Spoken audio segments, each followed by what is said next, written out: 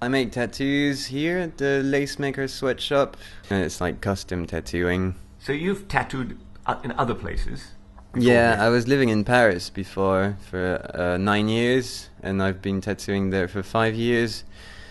Then moved to London, tattooed in Saint-Bleu in Dalston, and then came here. So is there anything different about the kind of people from in other parts of London or Paris? Oh yeah, it's really different because this shop was started by Delphine, and she's been here for 7 years. She's only been doing her thing. She's been like insisting on doing the stuff that she loves artistically for quite a while, so the people that come here are very specific, and they come here because they want the stuff that the people at the shop are doing. They don't come by chance. You have to phone the shop to know where it is, and like to have a consultation and all this kind of thing. So the clients we get are very they know what they want and what tattoo is about a lot more than in the other shops that I could have been working in. Saint-Bleu, we started out as a custom tattoo shop as well, but then it became a bit more not a street shop. What you call a street shop is like in Camden. You've got sheets with the things that you can get on the walls, and you pick something and you get it straight away, and it's quite cheap. And it's the opposite here, and Saint-Bleu was becoming a bit more like this, so I came here because there's only 3 of us tattooing at most. It's really quiet, really relaxed. It's away from the high street. It's great. So what kind of things do you do that can you maybe define a little bit better what kind of stuff you do? I do more like illustration than a traditional style of tattooing. So if you had to pick the tattoo style that would be the closest, it's called New Realism. Do a lot of etching because of what I've been doing in Saint-Bleu and what people are following me for in here as well. I do some color. I'm trying to do some psychedelic tattoo as well that not really much people have been doing, with weird flashes of color dripping and weirdness. You can look it up.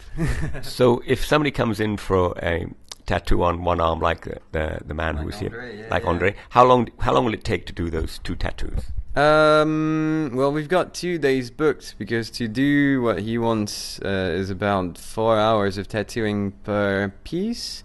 So what he wants is Art Nouveau. It's traditional beginning of the 20th century Murat Art Nouveau stuff. So I'm just taking something that exists and putting it on his arm. I'm not drawing anything for the occasion. But will you make a copy of the size he wants and then trace it, or how do you do the how do you transfer the image? Yeah, the image we print it on shitty regular paper. Just put some tracing paper on, get the black lines, put it in the stencil machine. Then we stick it on his arm for the size, then go over the lines, then fill it in with color. Does each individual tattoo artist have their own reputation for what they're good at and what? Yeah. It's your own artistic history defines what you're gonna do in tattoos and what people are gonna come to you for. It's really different tattooing and drawing though. So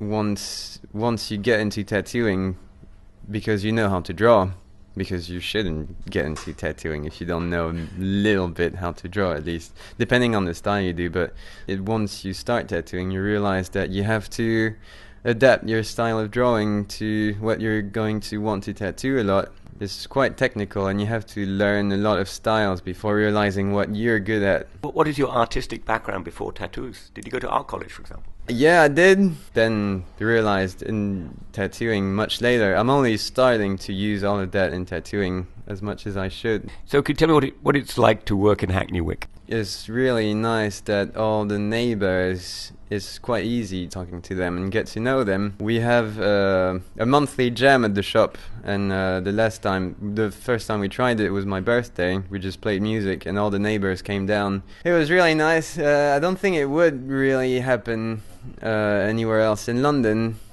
I don't even know if the people in London realize how crazy this place is, or how interesting.